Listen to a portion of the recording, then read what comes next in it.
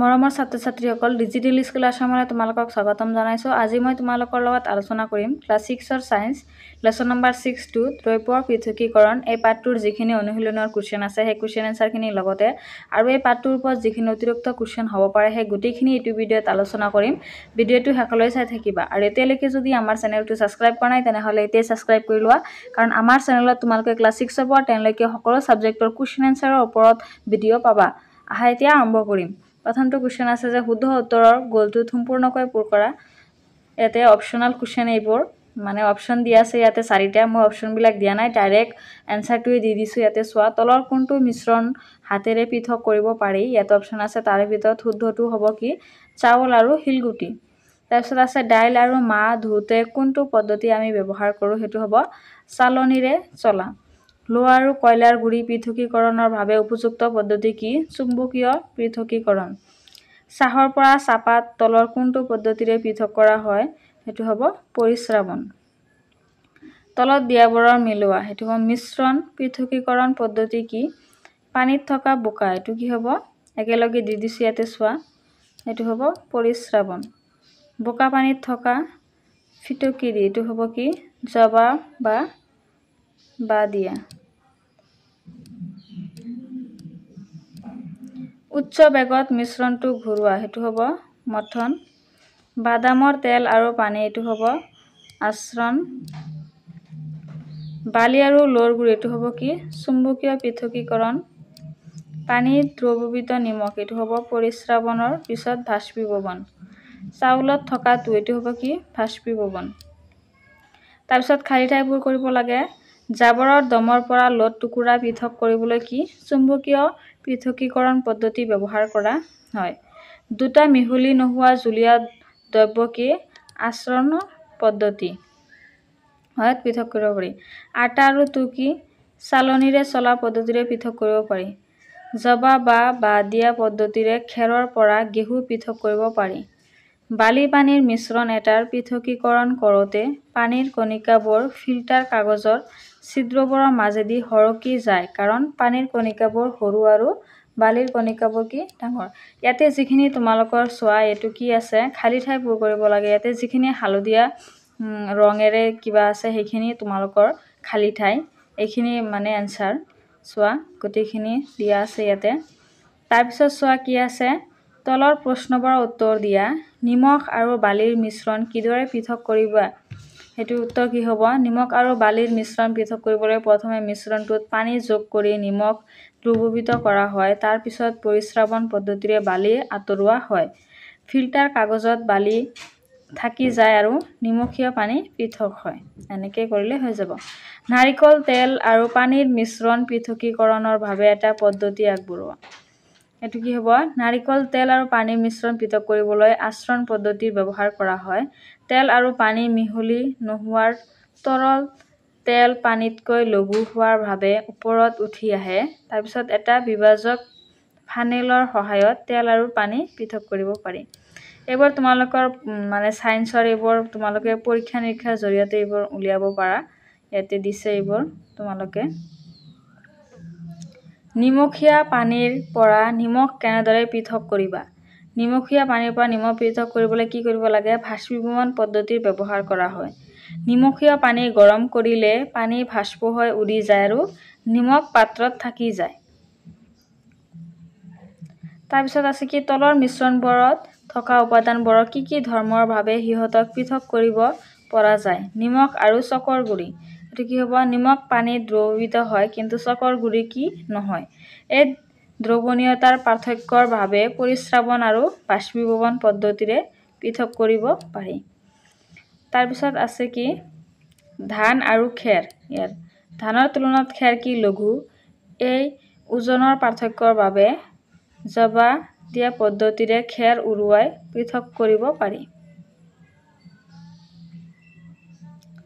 চক আৰু কয়লা, এই গোটেইখিনি কি দি আছে এইবোৰ তোমালোকে মানে তলৰ মিশ্ৰণবোৰৰ থকা উপাদানবোৰ কি ধৰ্মৰ বাবে সিহঁতক পৃথক কৰিব পৰা যায়। নিমখ আৰু চকৰ গুড়ি, এইটো হ'ব এনসাৰ।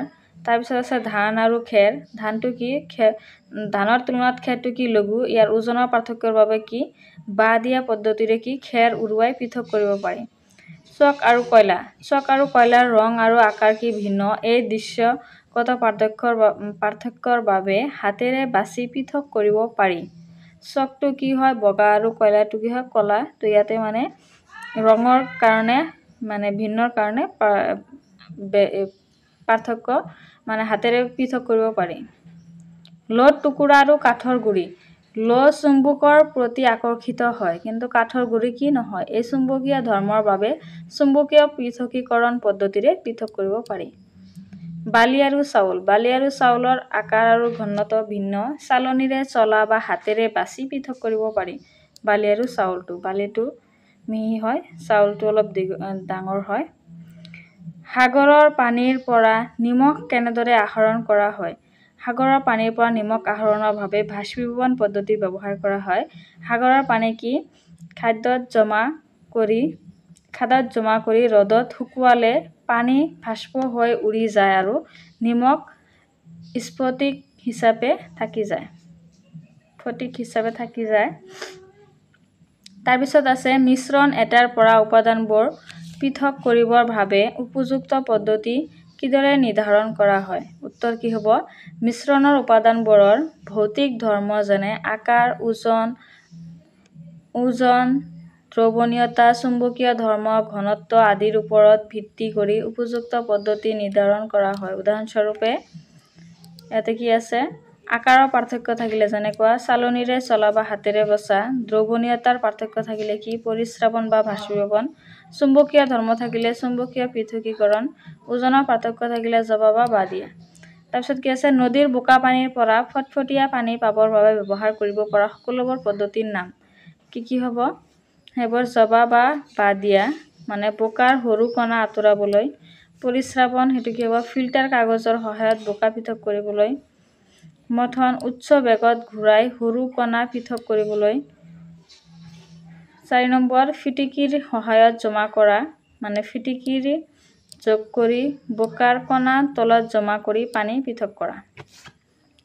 ইমানখিনি আছিল তোমালোকৰ যিখিনি অনুশীলনীৰ কুৱেশ্যন।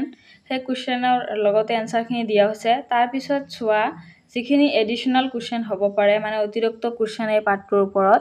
কেতিয়াবা তোমালোকৰ পৰীক্ষাত মানে অপশ্যনেল কুৱেশ্যন আহে আৰু কেতিয়াবা শ্বৰ্ট এনচাৰবিলাক লিখিব আহে। তো এই এনচাৰবিলাক যদি তোমালোকে পঢ়া যিকোনো ধৰণৰ কুৱেশ্যন আহিলে তোমালোকে এনচাৰ কৰিব পাৰিবা। চোৱা পদাৰ্থ কেইটাৰ প্ৰধান প্ৰকাৰ হ'ব পাৰে? পদাৰ্থ কেইটা প্ৰধান প্ৰকাৰ সেইকেইটা হ'ল কি গোটা, জুলীয়া আৰু গেছীয়। এই তিনি প্ৰকাৰৰ হয়।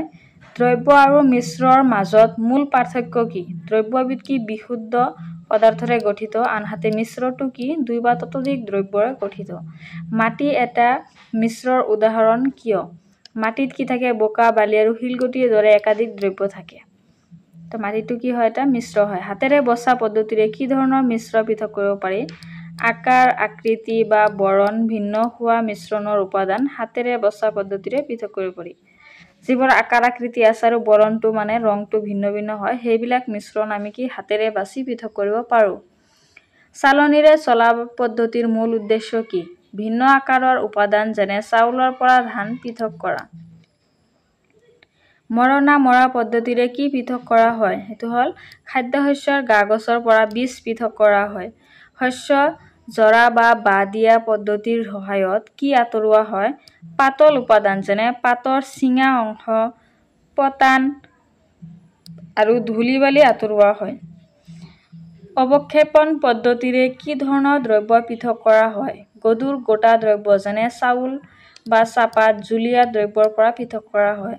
পৰিস্ৰাবন পদ্ধতিৰ মূল সঁজুলি কি? ফিল্টাৰ কাগজ বা সৰু ছিদ্ৰযুক্ত চালনী। তেল আৰু পানীৰ মিশ্ৰ কেনেকৈ পৃথক কৰা হয়? আস্ৰাবন পদ্ধতিৰে, য'ত তেল পানীৰ ওপৰত ওপঙি থকা স্তৰ হিচাপে পৃথক কৰা হয়। আজিৰ ভিডিঅ'টো আছিল ইমানেই। যদি ভিডিঅ'টো ভাল লাগিছে তেনেহ'লে লাইক কৰিবা, কমেণ্ট কৰিবা আৰু তোমালোকৰ বন্ধু-বান্ধৱীৰ লগত শ্বেয়াৰ কৰিবা যাতে সকলোৱে অধ্যয়ন কৰিব পাৰে।